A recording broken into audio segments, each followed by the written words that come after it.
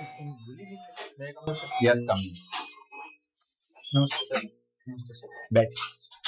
Thank you sir. Sachin ji, जी sir. आपने graduation कब किया? मैंने वर्ष 2019 में ग्रेजुएशन किया। 2019 में आपने देहरादून से ग्रेजुएशन किया। यस क्या कारण है देहरादून जाने का? सर, वर्ष 2015 में जब मैंने जेईई मेंस किया था तो मुझे जो कॉलेज अलॉट हुई थी वो देहरादून की हुई थी, तो इसके कारण मैंने अच्छा। आपने बीटेक मैकेनिकल इंजीनियरिंग में किया। Yes sir. और उसके बाद से आप जिंदल स्टील में है वो काम कर रहे हैं। सर, मैंने वर्ष 2021 में जिंदल स्टेनलेस से रिजाइन दे दिया था। विगत 4 वर्ष से मैं आरएस परीक्षा की तैयारी कर रहा हूँ। 4 साल से आप वो केवल आरएस की तैयारी कर रहे हैं, जिंदल स्टील को छोड़ दिया था। Yes sir. मैंने जिंदल स्टील में यदि 4 साल में रहते तो आपके हो बहुत बड़ा पैकेज हो सकता था। गवर्नमेंट में तो इतना पैकेज आपको मिलेगा ही नहीं। सर, निश्चित रूप से जिंदल स्टील में भी अच्छे फ्यूचर प्रोस्पेक्ट्स थे, परंतु इसके बावजूद मुझे जो फील्ड चुनना था वो एक डाइवर्स फील्ड चाहिए था। वहां पर मैं रहता तो लाइफ टाइम टेक्निकल वर्क्स में रहता। यहाँ पर आने के बाद में आरएस की परीक्षा में मुख्यतः जो फील्ड है वो डाइवर्स होगा, जो जॉब प्रोफाइल होगी उसमें भिन्न भिन्न प्रकार की भूमिकाओं में कार्य करना पड़ेगा। नहीं तो आपने जब पहले ही तो सबसे पहले आपको वो पढ़ाई के टाइम ही सोचना चाहिए कि जब आप एक स्पेसिफिक फील्ड में जा रहे हैं तो स्पेसिफिक फील्ड ही आपका है वो जॉब के एरिया रहेगा। ये तो पहले दिन जब हम एडमिशन लेते हैं उसी दिन तय हो जाता है। यस सर, जब मैंने 11वीं में साइंस मैथमेटिक्स चुनी थी तब उस समय यही इच्छा थी कि आगे जाकर के इंजीनियर बनना है, अच्छे फील्ड में कार्य करना है, परंतु वो एक करियर सेफ्टी के लिए भी था। और आरएस परीक्षा के लिए मुख्य मोटिवेशन मेरा वर्ष 2019 में जागृत हुआ था, वर्ष 2019-20 में। ऐसी आप में है क्या विशेषता है कि हमें जो आपको आरएस के लिए है वो सेलेक्ट करें? सर, मैंने विगत जो अपने टेक्निकल नॉलेज और 2 वर्ष जो जॉब में रहकर के सीखा है उन गुणों के कारण मुझे लगता है कि मैं आरएस बन सकता हूँ। जैसे कि मैंने वहां पर रहकर के 24/7 कार्य करना सीखा प्लांट में रह के, तो मैं आरएस की सेवा जो है वो भी एक 24/7 सर्विस है, तो मैं उसको बहुत अच्छे से कर सकता हूँ। मेरे अधीन में जो मैन पावर थे उनको मैंने मैनेज करना सीखा। इसके अतिरिक्त वहां पर मेरा जो कार्य था वो इमरजेंसी फॉल्ट लाइन मैनेज करना भी था। ऐसे समय में जब कोई भी आपातकालीन सिचुएशन होती है तो मैं डिसीजन मेकिंग भी बहुत अच्छे से कर सकता हूँ।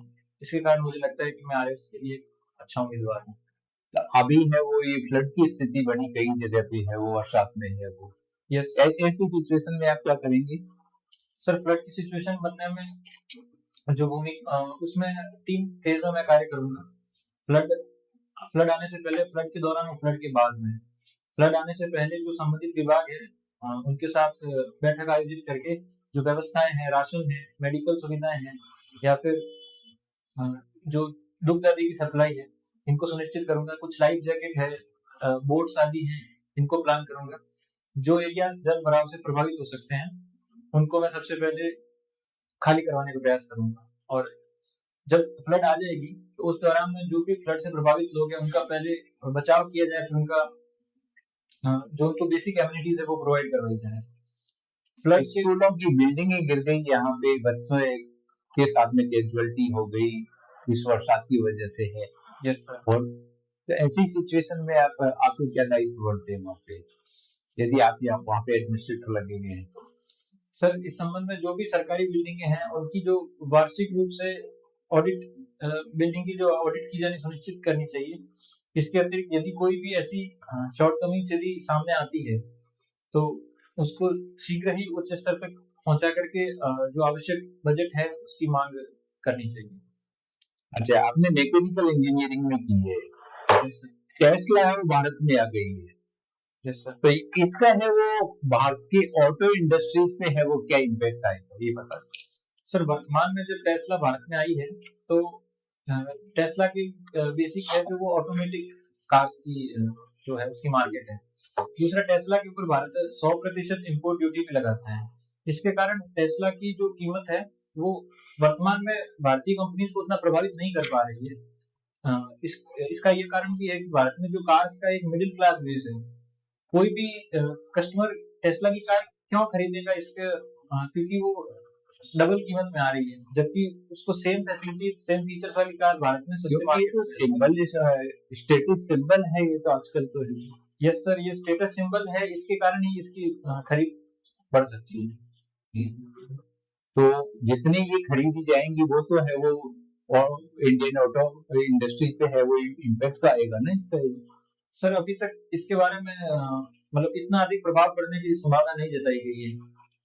ईवी की क्या संभावनाएं हैं, क्या चुनौतियां हैं इंडिया के कॉन्टेक्स्ट में है वो? यस सर, सर भारत के कई शहर जो है वो प्रदूषण से ग्रस्त हैं। इलेक्ट्रिक व्हीकल में जो इलेक्ट्रिसिटी के माध्यम से उसको पावर सप्लाई किया जाता है, तो इलेक्ट्रिक व्हीकल एक ग्रीन एनर्जी का एक ऑप्शन है, वहां पर जो प्रदूषण होता है कम हो जाता है इसके कारण। तो ईवी की बहुत संभावना है। यदि ईवी की चुनौतियों की बात करें तो ईवी पावर के रूप में बिजली का प्रयोग करता है, परंतु बिजली खुद भी तो फॉसिल फ्यूल से बनाई जा रही है, तो वो इनडायरेक्ट रूप से तो कहीं न कहीं प्रदूषण कर ही रहा है। तो इसके लेवल में जो चुनौतियां हैं कि एक तो जो हमारा फॉसिल फ्यूल है उसको कम करते हुए हमें रिन्यूएबल एनर्जी की तरफ बढ़ना पड़ेगा, ताकि रिन्यूएबल एनर्जी से भी ईवी चलेगी तो हम एक सस्टेनेबल ऑप्शंस की तरफ जा पाएंगे। दूसरा, ईवी की कीमतें बहुत अधिक है, तो इन कीमतों को भी भविष्य में R&D करके कम किया जाएगा। अच्छा, जीएसटी जो ये अभी रिफॉर्म किया गया है, जीएसटी में कुछ चेंज किया गया है, यस सर, इसका सबसे ज्यादा जो स्वागत या जो कह रहे हैं हम जो पॉजिटिव इम्पैक्ट है वो ऑटो इंडस्ट्रीज पे आया है। यस सर, कैसे देखते हैं आप? सर जीएसटी में पूर्व में जो 4 स्लैब थे उनको मेजरली 2 स्लैब्स में कन्वर्ट कर दिया गया है। 22 सितंबर से ये फैसले लागू होंगे। ऑटोमोबाइल इंडस्ट्रीज के रिगार्डिंग सर बिल्कुल इसकी जानकारी नहीं है, सॉरी सर, मैं इसको वापस एक बार पढ़ने का ट्राई करूंगा। गोल्ड प्राइस और silver price all time highs yes sir, चल रहे हैं अभी। यस सर, क्या भाव है आज? सर आज के भाव मुझे नहीं पता है, परंतु लगभग 1,20,000 रुपए तोला के भाव चल रहे हैं। क्या कारण है ये कि इतने प्राइस है वो एकदम से अजीब बढ़े? सर गोल्ड जो है एक ऐसी कमोडिटी है जो अपने आप में एक इंट्रिंसिक वैल्यू लाके आता है। वर्तमान में जो वैश्विक परिदृश्य है वो बहुत उथल पुथल, वैश्विक बाजार जो बहुत उथल पुथल से गुजर रहा है, बहुत ऐसी परिस्थितियां हैं जिसमें कुछ भी सर्टेनिटी नहीं है। ऐसे में निवेशक जो है वो किसी और वेंचर में निवेश करने के बजाय गोल्ड में निवेश करना अधिक पसंद करते हैं, क्योंकि गोल्ड की अपनी एक खुद की वैल्यू होती है। इसके कारण गोल्ड के भाव बढ़ रहे हैं। केवल मात्र यही कारण है? सर मुझे इसी कारण की जानकारी है, इसके भी और कारण होंगे तो मैं इसको पढ़ूंगा। चलिए, भारत के जितने भी नेबर राष्ट्र हैं, यस सर, उनमें सब में अशांति हो रही है। यस सर, तो भारत को है वो इनसे है वो क्या सबक लेना चाहिए, क्या शिक्षा लेनी चाहिए? सर जो भी देश वर्तमान में या कुछ विगत वर्षों से अशांति से गुजरे हैं, वहां पर जो लोकतांत्रिक मूल्य है उनका सबसे पहले पतन हुआ या फिर वे आर्मी स्टेट की ओर बढ़ गए। भारत को उससे यह सीख लेनी चाहिए कि किसी भी प्रकार से जो एक पक्ष को या किसी एक पैटर्न पर न चलते हुए सभी विविधताओं का, सभी संस्कृतियों का सम्मान करना चाहिए। तथा भारत अपने आप में एक ऐसा लोकतंत्र है जो सभी चीजों का सम्मान करता है, अपनी विविधताओं का सम्मान करता है, तो उसी को हमें आगे बढ़ाना चाहिए। एसआईआर का मुद्दा है वो यहाँ पे बहुत चल रहा है, काफी लंबे टाइम से चल रहा है। यस, क्या है ये एसआईआर? इसका मुख्य जो विपक्षी पार्टियां हैं वो क्यों इसका विरोध कर रही है? Sir SIR election commission of India के द्वारा करवाई जाने वाली वोटर लिस्ट की पुनरावृत्ति है, जिसका अर्थ है स्पेशल इंटेंसिव रिवीजन। इसके तहत जो वोटर लिस्ट है उसमें जो पूर्व में की गई थी एसआईआर 2003 में, उससे बाद के लोगों को अपना यहाँ पर रहने का कोई एक सबूत पेश करना होगा, जिसमें उन्होंने कुल 11 डॉक्यूमेंट जो है वो नोटिफाई किए हैं। तो इसके माध्यम से जो भी डुप्लीकेशन है, जो भी फर्जी वोटर है जो या फिर विदेशों से अवैध रूप से आए हुए शरणार्थी है, उनकी पहचान हो सकेगी तथा वोटर लिस्ट अपडेट हो सकेगी। फिर जो विपक्षी पार्टी है वो इसका विरोध क्यों कर रही है? सर विपक्ष पार्टी का विरोध है कि एक तो आधार कार्ड को नहीं माना जाता है इसके अंतर्गत, दूसरा कुछ ऐसे लोग हो सकते हैं जो बाढ़ या फिर किसी आपदा के कारण इंटर जो स्टेट है वो विस्थापित हुए हों, तो इसके कारण उनके पास डॉक्यूमेंट्स नहीं है, तो उनको विपक्षी दलों को उनके एक्सक्लूजन का खतरा है। इसलिए ये एससीओ संगठन क्या है? SCO yes sir, Shanghai corporation Shanghai को Shanghai corporation organisation. Yes sir. Sir SCO संगठन है जिसमें भारत है, चीन है और अन्य कई देश शामिल हैं। अन्य कई देश का नाम बताएं मुझे। सॉरी सर, मुझे अभी क्या ऑब्जेक्ट है इस संगठन का? मुख्य उद्देश्य क्या है? सर ये संगठन मुख्यतः आर्थिक और जो व्यापारिक क्षेत्र है उसमें जो साझेदार देश हैं उनकी भागीदारी को बढ़ाने पर बल देता है। एक नाटो भी है। Yes sir. ये क्या है? सर नाटो का अर्थ है नॉर्थ अटलांटिक ट्रीटी ऑर्गेनाइजेशन है। इसके अंतर्गत मुख्यतः यूएसए तथा यूरोपियन देश शामिल है। यह सेकेंड वर्ल्ड वॉर के बाद में अस्तित्व में आया था तथा ये विश्व का सबसे मजबूत सैन्य संगठन है जो राष्ट्रों के जो मतलब कई राष्ट्रों को मिलाकर बना हुआ है। अभी रिसेंट एक ज्ञान भारतम पोर्टल है वो लॉन्च किया है। सॉरी सर, मुझे इसकी जानकारी नहीं जानकारी है। एक सीबॉब का नाम सुना है आपने? एक जलयान है सीबॉब। सॉरी सर, मुझे इसका भी नहीं पता है।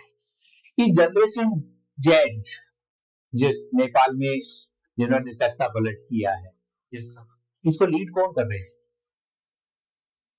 सर ये एक स्वतःस्फूर्त आंदोलन था। इसके जो लीडर्स हैं इनमें कहा गया कि 2-3 लीडर थे, जिसमें एक बालिन शाह है और मेरे को भी उन्हीं का नाम रिकॉल हो रहा है सर। ठीक है, तो मैकेनिकल इंजीनियरिंग पे आते हैं। फ्लाई व्हील क्या होता है? सर फ्लाई व्हील होता है जो सिस्टम है जो अपनी नोशनल एनर्जी उसको स्टोर करता है तथा इसके कारण जो टॉर्क के फ्लक्चुएशंस हैं, जब फ्लक्चुएशंस आते हैं तो उनको एनर्जी सप्लाई करके वो फ्लक्चुएशंस को कम करता है। ये बैटरी की तरह यूज किया जाता है? मैं श्योर नहीं हूँ सर, पर mechanical battery. Yes sir, mechanical battery के तौर पर यूज किया जा सकता है जो थोड़े टाइम के लिए स्टोर करता है। Yes.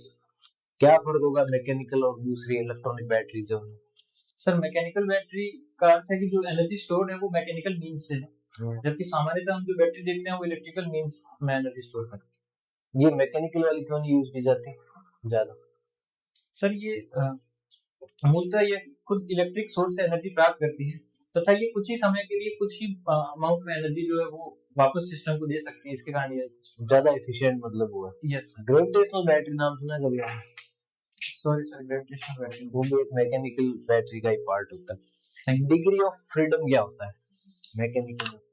Sir degree of freedom किसी भी जो पार्टिकल है उसकी मूवमेंट की जो फ्रीडम है उसको डिग्री ऑफ फ्रीडम के रूप में डिफाइन किया जाता है। तो उदाहरण दोगे आप इसका?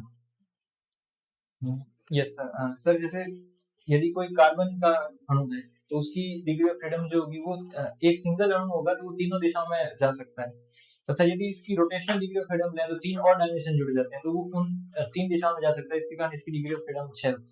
ठीक है। फादर ऑफ मैकेनिकल इंजीनियरिंग कौन है? आई एम सॉरी सर, मुझे याद नहीं है। ये तो होना चाहिए नॉर्मल से सुनता हूँ सर, मैं इसको जाके चेक जरूर करूंगा। जैसे आप मैकेनिकल इंजीनियरिंग छोड़ के पब्लिक लाइफ में आना चाह रहे हो, इंडिया में कुछ पर्सनैलिटीज है जो ऐसे मैकेनिकल इंजीनियरिंग बैकग्राउंड रखती है और बहुत फेमस है, दूसरे जो है सेक्टर में काम कर रही है। सर इसमें मुझे अभी बायजूस के जो संस्थापक थे बायजू रविंद्रन, उनका नाम याद आ रहा है। उन्होंने मैकेनिकल इंजीनियर से शुरुआत की थी परंतु बाद में वे उन्होंने एडटेक कंपनी खोली स्पेसिफिक मैकेनिकल इंजीनियरिंग से, और मुझे कोई अभी नाम रिकॉल नहीं हो पा रहा है। अरविंद केजरीवाल जी है, मनोहर पारीकर जी थे, रतन टाटा है, ये सारे उनसे। Thank you sir. तो आप मैकेनिकल इंजीनियरिंग के कैसे यूज करोगे पब्लिक सर्विस में? सिंपल सा क्वेश्चन। सर मैकेनिकल इंजीनियरिंग के दौरान जो मैंने टेक्निकल चीजें सीखी थी उनका उपयोग तो यदि मैं उद्योग विभाग में जाता हूँ या पावर सेक्टर में जाता हूँ तो मैं बेहतर तरीके से कर पाऊंगा। कहीं न कहीं जो उच्च शिक्षा विभाग है जिसमें इंजीनियरिंग डिपार्टमेंट है, तकनीकी विभाग, उसमें भी मैं बहुत अच्छे से कार्य कर पाऊंगा। इसके अतिरिक्त मैंने वहाँ पर जो मैनेजरियल स्किल सीखी है, यदि उदाहरण दें तो जो डिसीजन मेकिंग है या 24/7 सर्विस है, जो मैन पावर मैनेजमेंट है, इनको मैं अपने जो डेली लाइफ के जो काम होंगे इनका मैं विभिन्न विभागों में यूज कर सकता हूँ। ऐसे कुछ फेमस मैकेनिकल इंजीनियर्स को जानते हो जो इंडिया में बहुत अच्छा काम कर रहे हैं?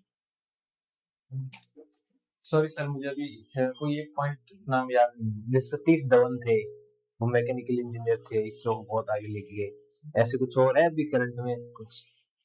सर जैसे ई श्रीधरन है जो मेट्रो में काम कर रहा है, ऐसे कुछ सर है मैकेनिकल कोई नाम पॉइंट आउट नहीं कर पा रहा, कोई सॉरी सर। चलो बाड़मेर पे आते हैं। जैसे बाड़मेर जैसलमेर एक टर्म एक साथ यूज की जाती है, यस जैसलमेर बाड़मेर ऐसा, तो ऐसे ही बाड़मेर की जो छवि है वो जैसलमेर के साथ अटैच हो जाती है कहीं कहीं, यस सर। लेकिन दोनों अलग अलग है। कहाँ कहाँ आप ऐसे किन किन चीजों में डिफरेंस पाते हो, जैसलमेर से बाड़मेर कैसे अलग है किन किन चीजों में? सर जैसलमेर जो है वो सबसे पहले टूरिज्म में अच्छा कर रहा है। आपने वहाँ पर पॉपुलेशन डेंसिटी बहुत कम है, 29 है, जबकि बाड़मेर की पॉपुलेशन डेंसिटी 92 है। तो जैसलमेर में जो दौरे हैं वो बहुत विस्तृत रूप से हैं, बाड़मेर में दौरे उतने विस्तृत नहीं है। सेकेंडली जैसलमेर में वर्षा कम होती है, बाड़मेर में जैसलमेर की तुलना में अधिक वर्षा होती है। हाँ, यूं तो कह दिया जाता है कि बाड़मेर जैसलमेर में पेट्रोलियम और गैस का भंडार है, परंतु गैसेस जो है वो मेजरली जैसलमेर की साइड में स्टोर्ड है, और ऑयल जो है कच्चा तेल वो मेजरली बाड़मेर की साइड स्टोर्ड है। अभी ये तीन कल्चरली कोई डिफरेंस? कल्चरली सर जैसलमेर में जो है वो मांगणियार जो जाति है वो अधिक पाई जाती है, जो संगीत से जुड़ी हुई है, जबकि बाड़मेर में लंगा जाति अधिक पाई जाती है, ये भी संगीत से जुड़ी हुई है। कौन कौन से आप फ्यूचर इंडस्ट्रीज देख रहे हो बाड़मेर में जो पोटेंशियल रखती है? सर बाड़मेर में फ्यूचर इंडस्ट्रीज में यदि हम बॉर्डर टूरिज्म को बढ़ाएं तो टूरिज्म एक इंडस्ट्री के रूप में विकसित हो सकता है।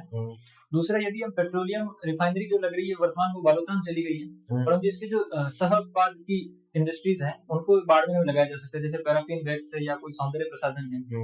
बाड़मेर में मुल्तानी मिट्टी भी मिलती है, मुल्तानी मिट्टी से जुड़े उत्पाद लगाए जा सकते हैं। बाड़मेर को जो हैंडीक्राफ्ट है उसकी ड्यूटी कहा जाता है, तो बाड़मेर में हैंडीक्राफ्ट के उद्योगों को भी यदि ओडीओपी के रूप में बढ़ाया जाए तो अच्छी इंडस्ट्री लग सकती है। तो आज के लिए खजूर की रिन से कुछ इंडस्ट्री लग सकती है, उसका भी उत्पादन खूब हो रहा है। जैसे बाड़मेर में जो एकदम पानी की इंटेंसिव अनार खजूर या अंजीर है, इनकी खेती हो रही है वर्तमान में, इंडस्ट्री भी सर ग्रो कर रहा है। ठीक है, तो मणिपुर विजिट अभी पीएम कर रहे हैं, है ना? Yes sir. क्या था मेन इशू मणिपुर में? सर मणिपुर में मई 2023 में मणिपुर की जो हाईकोर्ट थी उन्होंने ये आदेश दिया था कि जो मैती समुदाय है उसको एसटी वर्ग का दर्जा दे दिया जाएगा, तथा इसके कारण से जो वहाँ का कुकी समुदाय था उनमें अनरेस्ट आ गया कि उनको अपने हितों का इसमें हनन होता हुआ दिखा। इसके कारण वहाँ पर प्रोटेस्ट हुए। भविष्य में चल के वहाँ पर जो है ये हिंसक झड़पें हो गई, तथा मूलतः कुकी समुदाय जो होती है वो परिसरी में रहता है और मैती समुदाय जो है इम्फाल रीजन और उसके आसपास में रहता है। तो इनके बीच में हिंसक झड़पें हुई, पुलिस थाने अधिक लूटने पड़े, मतलब आंदोलनकारियों ने पुलिस थाने वगैरह लूटे, तो वहां पर इसके कारण अनरेस्ट। एसटी का दर्जा देने से मैती से कुकी को क्या नुकसान हो रहा था मेनली? सर जो आरक्षण का प्रतिशत होगा या जो सुविधाओं का प्रतिशत होगा वो तो समान होगा, परंतु यदि उनमें कोई और वर्ग यदि शामिल हो जाएगा तो इसके कारण जो लाभार्थी होंगे वो कुकी कम हो जाएंगे, इसके कारण उनमें ये अनरेस्ट। मेन रीजन ये था मैती भी है, वो भी जो कुकी लैंड है वहां जाके अपना रह सकते हैं, अगर उनको एसटी का दर्जा दिया जाता है उनकी जमीनें वो खरीद सकते हैं, जो पेरीफेरी में रहते हैं उनका जो मेन डर था वो ये था। Thank you sir. इंडिया के अंदर इस तरह के केसेस तो होते ही रहते हैं, मतलब ये एथनिक क्लेसेस है वो होते रहते हैं। यस। और एथनिक क्लेसेस जैसे नॉर्थ ईस्ट है वो फेमस है अपने एथनिक क्लेसेस की वजह से। Yes sir. इनके लिए कुछ एग्रीमेंट्स वगैरह भी हुए हैं। फिर भी आपको क्या चीज है, जैसे मणिपुर है तो आपको पता है बहुत अच्छा, जहाँ लिटरेसी रेट बहुत अच्छी है, मणिपुर एक मॉडल था लिटरेसी रेट का, वहाँ बहुत अच्छा डेवलपमेंट हुआ, फिर भी वो इस तरह के जो है एथनिक क्लेश में बढ़ जाता है। क्या क्या मेन रीजन लगते हैं आपको कि एक्सटर्नल और इंटरनल फैक्टर जो इस तरह के एथनिक जो टेंशन है उनको बढ़ाते हैं? सर जो मणिपुर है उसकी सीमा म्यांमार से भी लगती है, तो म्यांमार के शायद सर अरकान प्रांत से वहां पर जो है इन्फिल्ट्रेशन भी होता रहता है, जिसके कारण लोकल और जो वहां के जो अरकान से जो आने वाले समर्थक हैं इनके बीच में भी झड़प आती है। इसके अतिरिक्त सरकार के प्रति यदि डेवलपमेंट नहीं होता है तो सरकार के प्रति या शासन के प्रति अविश्वास की भावना भी बढ़ती है। इसके अतिरिक्त जो समुदाय है इनमें आपसी में राजनीतिक प्रतिनिधित्व को लेकर भी लड़ाई होती है। जो इम्फाल रीजन है वो बहुत रिसोर्सफुल रीजन है और वहां पर एक ही समुदाय के लोग अधिक होने के कारण बाकी लोगों को भी वहां पर अपना जो अधिकार आधिपत्य स्थापित करने के कारण लड़ाई हो रही है। फ्री मूवमेंट रीजन नाम सुना है आपने? सर फ्री मूवमेंट रीजन मैंने नाम सुना है। मैं ये म्यांमार बॉर्डर पे ही है। सॉरी सर मुझे इसकी जानकारी 16 किलोमीटर इस तरफ, 16 किलोमीटर इस तरफ जो म्यांमार बॉर्डर के ऊपर लोग रहते हैं, Yes, sir. उनको आने जाने की सुविधा दे दी है Yes, बिना तो- बिना वीजा के। यस सर, जो कल्चरल है वो उनके वहाँ पर भी रिलेटिव्स आदि रहते हैं, उनके हाँ, साथ जुड़ा हुआ है। तो वो है फ्री मूवमेंट रीजन। यस चलो सर पूछिए आप। सचिन जी कैसे हैं आप? अच्छा सर। बाड़मेर से आए हो सीधे? Yes sir. रास्ते में क्या क्या सोच रहे थे? सर रास्ते में मैं सोच रहा था कि राजस्थान के इतने मेहनती लोग मुझे अपना समय देंगे, तो मुझे उम्मीद से अच्छा उनके आगे प्रदर्शन करना है इसकी उम्मीद। ठीक है, तो बाड़मेर से हैं आप। यस बाड़मेर किन चीजों के लिए फेमस है? सर, बाड़मेर अपने वहाँ के लोगों के लिए फेमस है। जो सीमा है वो पाकिस्तान के साथ साझा करता है। इसके अतिरिक्त बाड़मेर में सबसे अधिक भेड़, बकरी और पशु जो है वो पाए जाते हैं राजस्थान में। इसके अतिरिक्त बाड़मेर रिफाइनरी के लिए भी फेमस है, वहाँ पर कच्चा तेल है। बाड़मेर को हस्तकला की ड्योढ़ी कहा जाता है, जो कि कच्चा तेल बाड़मेर में है या बालोतरा में आ गया?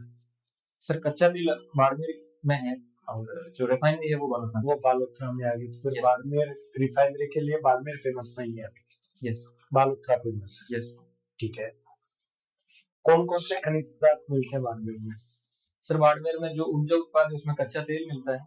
इसके अतिरिक्त जो क्ले है उसमें मुल्तानी मिट्टी है, जो चूना पत्थर है, जिप्सम है। केवल कच्चा तेल मिलता है या लिग्नाइट में मिलता है। एनर्जी में, ऊर्जा उत्पादन में? सर ऊर्जा उत्पाद में कच्चा तेल मिलता है। कोयला भी मिलता है क्या? Yes sir. गैस भी मिलती है क्या? सर गैस के बारे में नेचुरल गैस सर गैस के बारे में मुझे अभी श्योर नहीं है सर। मिलती है। Thank you sir. ठीक है, तो गैस कैसे बनती है, कच्चा तेल पेट्रोलियम कैसे बनता है, इनके फॉर्मेशन की क्या कहानी है? सर पूर्व में जब वहाँ पर हरे नहीं, इन दोनों में मतलब डिफरेंस जानना चाह रहा हूँ, केवल एक डिफरेंस है जो फॉर्मेशन। सर जो कमर्शियल यूज में जो उत्पादन होता है उसके रिगार्डिंग इनका फॉर्मेशन होता है, बनते हैं नीचे। सर जो कच्चा तेल है वो तो फॉसिल फ्यूल से बनता है। ठीक है, सॉरी, फॉसिल्स होते हैं उससे बनता है। अच्छा, परंतु जो गैसेस होती है वो जो गैस जब भूगर्भीय फॉसिल से बनती है। नो सर, जो गैस अंदर स्टोर हो जाती है हलचलों के कारण, वो बाद में कंप्रेस होती है, उसके कारण बनती है। ऐसा है? उनकी जो फॉसिल्स है उनकी बर्निंग के कारण। उसमें फॉसिल्स का कोई रोल नहीं है क्या? यस सर, वो फॉसिल्स जब डिकम्पोज होते हैं उसी के माध्यम से वो गैस बनती है। गैस बनती है। यस ठीक है, एक तो होता है मशीन लर्निंग, एक यस होता है AI, artificial intelligence, yes sir एक होता है रोबोटिक्स। Yes sir. ये क्या है?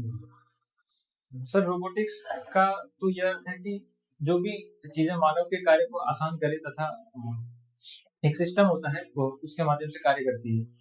दोबारा इसमें बताएं। सर आप कंफ्यूजन में हो खुद ही। सॉरी सर, मैं एक बार फिर से ट्राई करता हूँ। ठीक है, जो रोबोटिक्स होती है वो साइंस की एक ब्रांच है, हाँ। जिसके अंतर्गत जो भी ऐसी वस्तुएं या जो सिस्टम होते हैं वो मानव का कार्य आसान करने के लिए बनाई जाती है। परंतु आर्टिफिशियल इंटेलिजेंस वो है जिसमें सिस्टम के माध्यम से सिस्टम स्वयं मानव की तुल्य जो है वो सिस्टम आउटपुट दे सके। मशीन जो मानव की तरह कार्य कर सके, मानव की तरह सोच सके। तथा मशीन लर्निंग का यह अर्थ है कि ऐसी मशीन है जो कि मानव के द्वारा दिए गए इनपुट के द्वारा स्वयं सीखे और उसके बाद में बेहतर आउटपुट प्रदान करे। ये प्रोसेस है। यस ठीक है, मशीन किसे कहेंगे? बार बार मशीन शब्द का यूज कर रहे हैं, मशीन को डिफाइन कर दीजिए एक लाइन में। सर हर वो चीज जो मतलब इंसान का काम आसान करती है उसे मशीन कहते हैं। सर इंसान का काम जो आसान करती है उसे मशीन कहते हैं। सॉरी सर, दोबारा सोचिए, आपने फर्स्ट सेमेस्टर में पढ़ा था।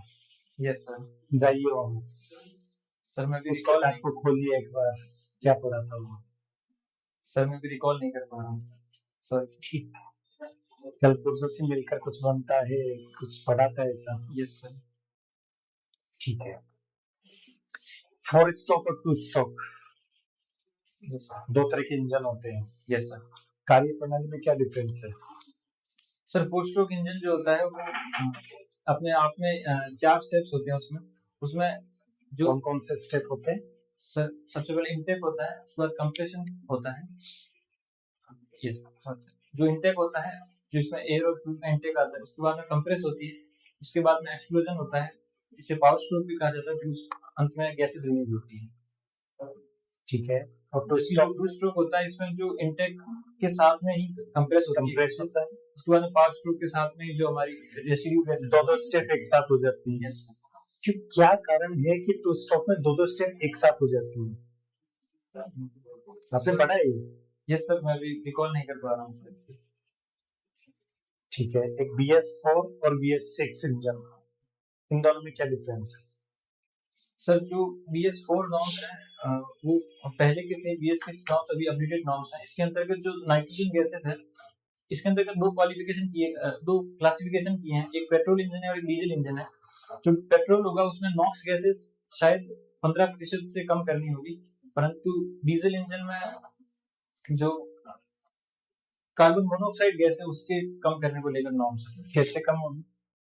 सर उसमें मुझे भी ये याद नहीं है अभी सर। यूरिया का कुछ यूज है क्या? I am sorry sir, urea का यूज मुझे याद नहीं। यूरिया का यूज होता है? आई एम सॉरी सर, मुझे याद नहीं। चलिए कोई बात नहीं है। स्टील प्लांट में काम किया आपने? Yes sir. भारत का पहला स्टील प्लांट कौन सा?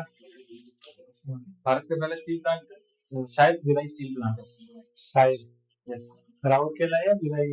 राउरकेला नहीं, मुझे भिलाई याद है। अच्छा भिलाई है। कब स्थापित हुआ? सॉरी कौन से पंचवर्षीय योजना में? Sorry sir. किसके सहयोग से स्थापित हुआ? सॉरी सर, मुझे भिलाई कहाँ है? भिलाई झारखंड में है। झारखंड में। यस ठीक है। गवर्नमेंट का कोई स्टील प्लांट है क्या? Yes sir. कौन सा है? सर राष्ट्रीय इस्पात निगम लिमिटेड का स्टील प्लांट है जो विशाखापट्टनम में है। इसके अतिरिक्त steel authority of India limited का स्टील प्लांट है। ठीक है। स्टील कैसे बनता है? सर स्टील बेसिकली जो पिग आयरन होता है उसके अंदर कार्बन, स्टील जो पिग आयरन होता है उसका एक मेन रॉ मटेरियल है। इसके अंतर्गत कार्बन का एंट्रेंसमेंट करवाते हैं। सबसे पहले पिग आयरन को मेल्ट किया जाता है, उसके में ऑक्सीडेशन किया जाता है, और ऑक्सीडेशन के बाद में वहां पर उसमें कार्बन का जो है वो कार्बन मोनोऑक्साइड गैस एंट्रेंस की जाती है, और फिर वापस उसको जो भी हमारे स्टील का फॉर्मेशन है, कास्टिंग है या फोर्जिंग है, इसके माध्यम से स्टील की बार्स या रॉड्स बनाई जाती है। GST रिफॉर्म्स 2.0 का भी बात हुई थी, चेयरपर्सन महोदय ने भी बात करी थी। Yes sir. मुझे तो इसके नेगेटिव इम्पैक्ट एक आधे बता दो। कोई नकारात्मक प्रभाव भी पड़ेगा क्या? सर नकारात्मक प्रभाव ये पड़ सकता है कि जो सिंह टैक्सेस लगे हैं वो 40% ड्यूटी लगी है, उसमें से हो सकता है कि इसके कारण कुछ चीजें और महंगी हो जाए, तो लोग इसके कारण अल्टरनेट नहीं हो रही है। अभी 28% टैक्स लगने के बाद 20% तक सरचार्ज लग रहा था, और वो 48% तक टैक्स बन रहा था, वो 40 आ जाएगा। और कोई नेगेटिव इम्पैक्ट? सर इसके अतिरिक्त तो मैं कोई अभी नेगेटिव इम्पैक्ट नहीं सोच पा। सरकार के लिए एक बार रेवेन्यू कम हो सकता है। Yes sir. ये नेगेटिव हो गया। रेवेन्यू कम हो जाएगा ना गवर्नमेंट की? सर संभावना है इसकी, परंतु सरकार ने जो कंजम्पशन पैटर्न है उसको देखते हुए ये रिफॉर्म्स किए हैं। सरकार इसमें ये कई लोगों ने इसके ऊपर विवाद भी किया है। यस ये विवादास्पद भी रहा है। Yes sir. तो कौन कौन लोग विवाद कर रहे हैं? सर कौन लोग विवाद कर रहे हैं इसका स्पेसिफिक नहीं पता है, उनके जो बिंदु हैं वो मैं बता सकता हूँ। बताइए। सर जो विवाद का ये बिंदु है कि एक तो वर्तमान में भी 2 स्लैब हैं, जिसमें एक 5% और एक 18% है। ये 2 भी नहीं, ये एक स्लैब होना चाहिए था, इसमें एक अपर कैपिंग होनी चाहिए, जो लोगों की मांग है।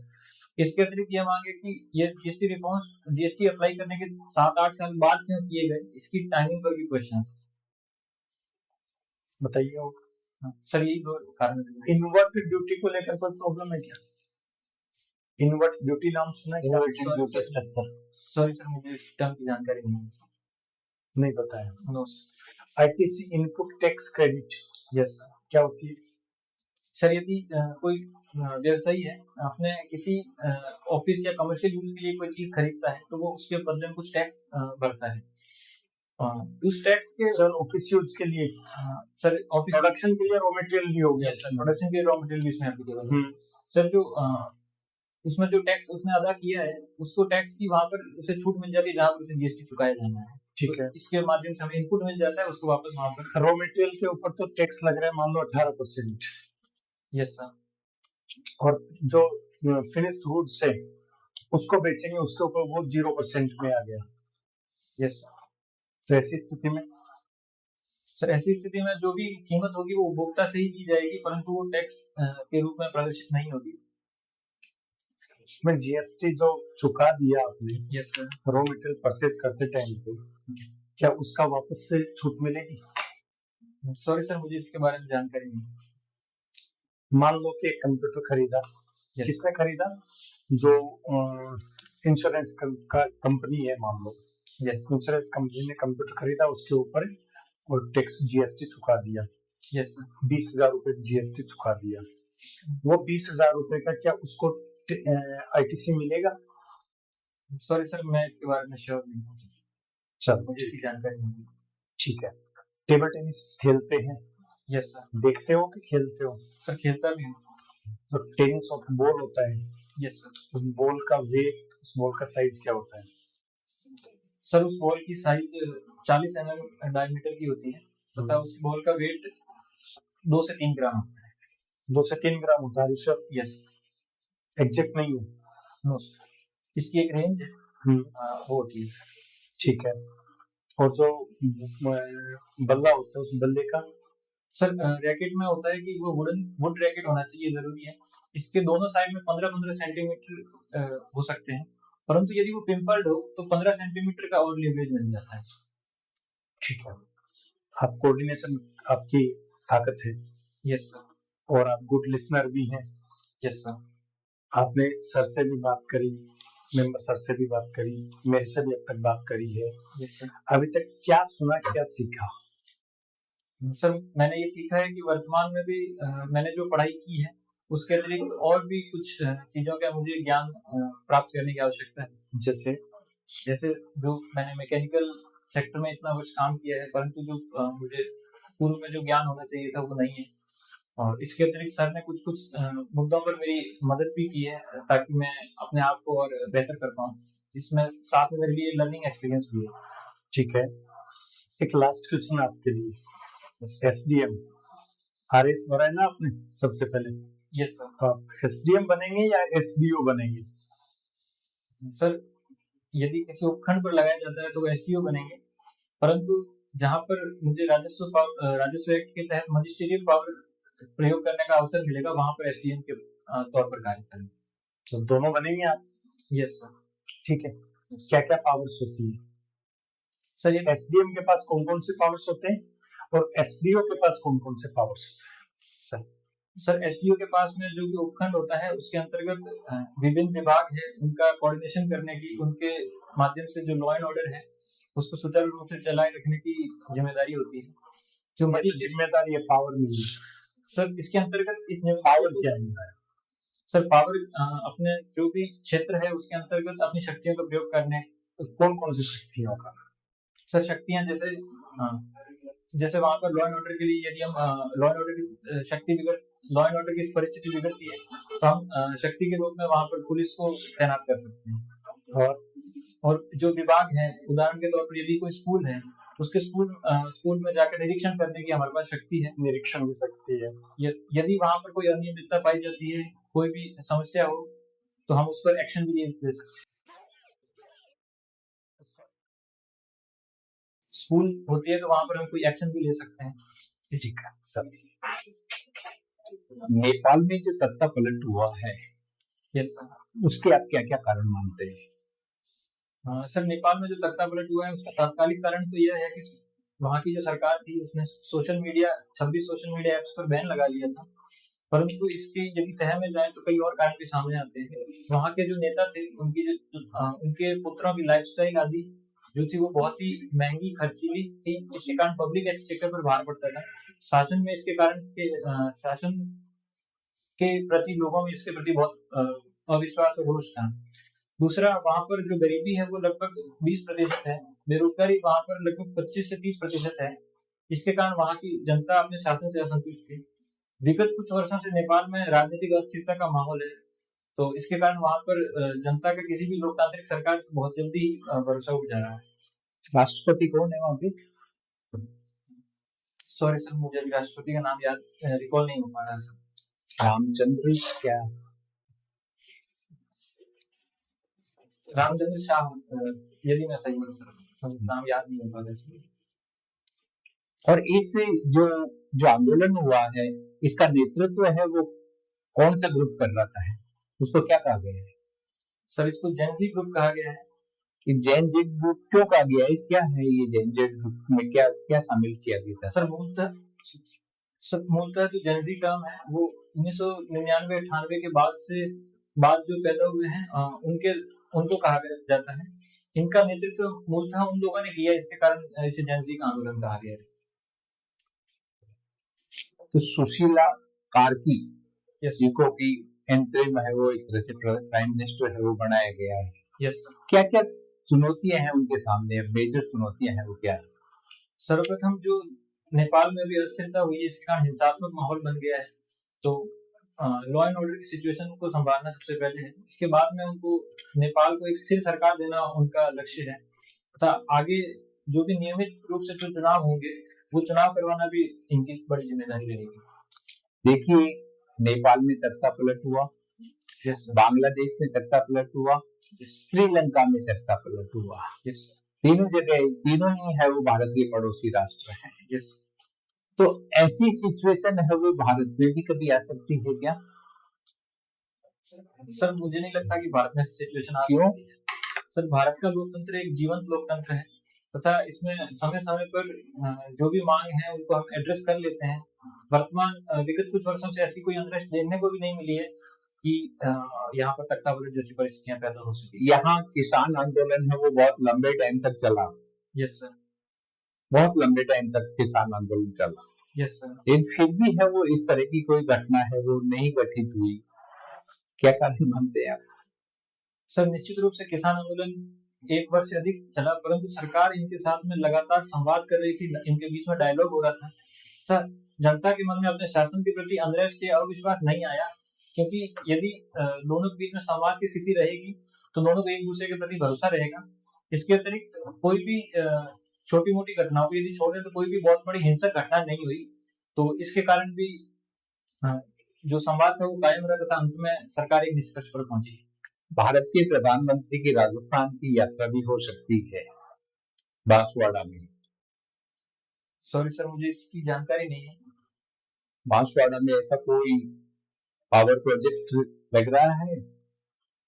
सॉरी सर, मुझे इसकी जानकारी नहीं है। ठीक है, आपका साक्षात्कार हो गया है, आप जा सकते हैं। Thank you sir. Thank you sir. Thank you.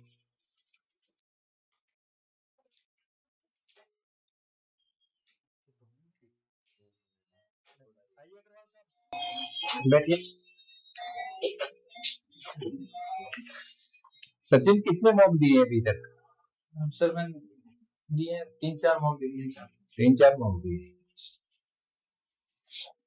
तो आज का मॉक से आप संतुष्ट हैं? यस। मतलब मेरे प्रदर्शन से या नहीं, आप खुद के उसमें नहीं सर, खुद की परफॉर्मेंस खुद इवेलुएट यदि करते हैं कि मैंने दूसरी जगह भी मॉक दिए हैं और यहाँ पे भी मॉक दिया है, तो इसमें कोई किसी तरह का डिफरेंस पाते हैं यहाँ पे? जो हाँ सर, यहाँ पर तो एक तो सारे एस्पेक्ट कवर किए सर आपने, और इसके अतिरिक्त जो सब्जेक्ट में मतलब थोड़ा डेप्थ में था वो भी चीजें पूछी सर। और ये कंपैरेटिवली लंबा मॉक चला, तो मतलब मैंने रियलाइज किया कि मेरा खुद का भी गला सूख रहा था बीच में। गला सूखे तो पानी पी लेते, पानी रख रखा है इसीलिए रख रखा है। अभी इसी नौबत आई थी तो मैंने ध्यान भी किया कि पानी गिलास रखी थी। केवल कंसंट्रेशन हमारे ऊपर ही रहा कि ये क्या बोल रहे हैं। Yes sir. आपका एनर्जी लेवल है वो बहुत अच्छा रहा, जी बहुत अच्छा। और आपकी सबसे अच्छी जो चीज थी ना, एक क्वेश्चन में आप कुछ जवाब देने लगे, उसके बाद में बैक किया कि नहीं साहब जो मैं इसमें जो मुझे नहीं आ रहा। एक क्वेश्चन ऐसा था जिसमें आप जवाब देना शुरू कर दिया था और बाद में बैक हो गए कि नहीं सब मशीन वाला सर। जो भी है, ऐसी सिचुएशन नहीं आनी चाहिए। या तो जवाब दे रहे हो तो जवाब दो। दो फिर उसको है जो, और नहीं तो जवाब शुरू कर दिया और उसके बाद में जो आप उसे ट्रैक से हट रहे हैं ना, फिर नहीं, तो वो ठीक नहीं माना जाता है। शुरू में मना कर दो, अगर नहीं आ रहा वो जो आप मना कर रहे हैं ना कि सॉरी नहीं, इस बारे में जो मैं देखूंगा, मुझे जानकारी नहीं है, ये सबसे अच्छी चीज है इसमें। और उसका इम्पैक्ट है वो आगे के इंटरव्यू पे नहीं आता है। एक बार मना कर दिया, वो भी एक्सपर्ट भी उसको छोड़ देगा कि यार इस फील्ड में बच्चे ने छोड़ दो इसको, इसको छोड़ दो, इस फील्ड में उस क्वेश्चन से रिलेटेड क्वेश्चन नहीं पूछेगा फिर। अब क्या एक झूठ बोलोगे, एक गलत आंसर दोगे, उसका क्रॉस क्वेश्चन जरूर पूछेगा वो, फिर वो क्योंकि उनकी भी मेंटलिटी ये होती है ह्यूमन नेचर की वजह से कि आप जिस क्वेश्चन में अटके हुए हैं उसका जवाब दे रहे हैं, तो उससे और अटकाएंगे कि बोलो झूठ कितनी देर बोल रहा है, कितनी देर बोलते हो, कितनी देर झूठ बोलोगे। ये आप में काफी अच्छी चीज थी कि आपने मना किया, एक जगह आपने ऐसा किया, वो आप ऐसा ब्लंडर था, वो रिपीट नहीं करना। देखिए वही चीज मेरे दिमाग में रही, जबकि आपकी अच्छाई बहुत ज्यादा है, लेकिन वो पॉइंट मैंने नोट किया, तो वो नहीं होना चाहिए। तो ऐसा बाकी ओवरऑल है वो बहुत अच्छा है, बहुत ही अच्छा है आपका। इंटरव्यू की डेट नहीं है आपकी? नहीं सर, डेट आ गई सर, सबकी आ गई। 14 अक्टूबर लास्ट इंटरव्यू है सर। 24 से 14 के बीच में है, पर किस डेट को वो अभी तक नहीं है। अच्छा, वो डिक्लेयर नहीं किया। अच्छा, वो लास्ट फेज नहीं है अब तो सर। हाँ, बस लास्ट जी सर, ठीक है।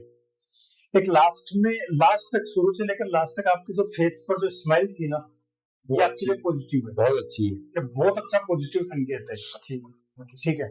और बाकी तो देखो एंड तो कहीं भी नहीं है, तो सहज रहें, सजग रहें, जितना आता है उतना जवाब दें, और नहीं आता है तो बड़े प्यार से, बड़े विनम्र भाव से सॉरी बोलें और आगे बढ़ें। इंटरव्यू का मूल सिद्धांत यही है।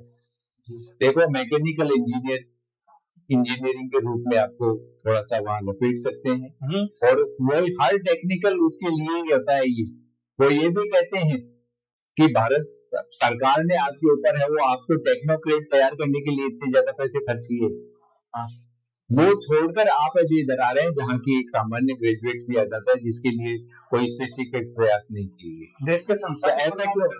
देश के संसाधनों को खराब कर दिया, बहुत रूडली बोल सकते हैं वो चीज, उसको आपको हंस के जवाब देना है। ठीक है कि नहीं सर, मैंने वहां से बहुत कुछ सीखा है, हाँ, और जो कुछ वहां से सीखा है मैं उसको यहाँ पे अप्लाई करूंगा आपको ऊपर देते। आपको हंस के इसका जवाब, वो कितना भी रूडली बोले, वो तो चाहते हैं कि तुम जवाब ना दे पाओ और तुम कहीं ना कहीं फंस जाओ। वो ये चेक करना चाह रहे हैं कि आप एसडीएम बन गए कल को, तो एसडीएम बनने के बाद में आप दिल्ली में नई नई चैलेंजेस, नई नई चुनौतियों को फेस करोगे। अब आप उनको फेस कर पाओगे कि नहीं कर पाओगे, वो ये तो चेक कर रहे हैं। अगर कर पाओगे तो सिलेक्शन कर लेते हैं आपका, नहीं कर पाओगे तो फिर आपकी यहाँ जरूरत नहीं। जी सर, बहुत सारे कड़वे चैलेंज आएंगे, वहां आपको फेस करना पड़ेगा। तो यहाँ चेक करते हैं, देखें आज कड़वा बोल के देखें आप इसको किस तरह से लेते हैं, किस तरह से इसको फेस करोगे, किस तरह से इसका सामना करोगे। जी सर, तो ये तो देखना चाह रहे हैं। एक इंटरव्यू में मैं बैठा था, वहाँ आईआईटी की अमल का स्टूडेंट था, उसको खूब खींचा इस मुद्दे पर कि भारत सरकार की करोड़ों रुपए खर्च करती है तुम्हें पढ़ाने में, लेकिन उसके चेहरे की स्माइलिंग जो थी ना, वो दूर नहीं हुई थी। वो स्टूडेंट कभी भी ये नहीं सोच के गया कि मेरा इंटरव्यू अच्छा हुआ है, लेकिन उसको बहुत अच्छे मार्क्स दिए। उसका कॉन्फिडेंस लेवल ही हम देख रहे थे। चेक क्या हो रहा है वहां पे, आप प्रीलिम्स पास करके आए हो, मेंस पास करके आए हो, इंटरव्यू तक पहुंचे हो, तो आपने, आपका ज्ञान का तो एग्जामिनेशन हो चुका है। यहाँ चेक क्या हो रहा है, यहाँ आपके कॉन्फिडेंस लेवल को, आप परिस्थितियों को किस तरह से फेस करोगे, फेस कर पाओगे कि नहीं कर पाओगे, यही तो चेक होता है इंटरव्यू में। अच्छा ठीक है, ओवरऑल आपकी परफॉर्मेंस अच्छी है, बस एक दो जगह जो ब्लेंडर सर ने बताया वो नहीं हो। आप 1 सेकंड 2 सेकंड मौन रह के निकाल सकते हो सोचने में कि मुझे आ रहा है तो ही मैं जवाब दूं, मैं कहीं 1 2 4। और ये बिल्कुल जो थोड़ा सा जो हाथों को बिल्कुल यूं रखा रखा इनमें मूवमेंट करो, कोई दिक्कत नहीं, थोड़ा यूं नहीं लानी है, कोई नहीं होना, लेकिन ऐसे रोबोटिक भी नहीं है, बाकायदा बॉडी स्ट्रक्चर बहुत बढ़िया है, आराम से बढ़िया होता है। आपका हर तरह से सिलेक्शन हो जाएगा अगर आपका रिटर्न में अच्छे रिटर्न मार्क्स में अच्छे मार्क्स है ना, तो इंटरव्यू के मतलब इंटरव्यू में आपको रखा नहीं जाएगा, ये बात। Okay, best of luck. Sir मैं एक चीज पूछ रहा था, बीच में कहीं ना जैसे फंबल हो रहा था, तो वो ऐसे मतलब पता चल रहा था, बुरा लग रहा था? नहीं सर, ऐसा कुछ भी नहीं, पूरे इंटरव्यू में कहीं कुछ भी ऐसा नहीं लगा। अपने ये जो इंजीनियरिंग वाले में रटा आंसर होते हैं कि आप क्यों आना चाह रहे हो, तो वो जॉब डाइवर्सिटी हो, बस वही बोलना है बार बार, वही है उनकी। सेम बातें बस हंस के बोलनी है, बाकी सही है। थोड़ा ये देख लेना है इंजीनियरिंग वाला। ठीक है सर, ये थोड़ा देखो। Thank you sir. Okay, best of luck. Thank you sir.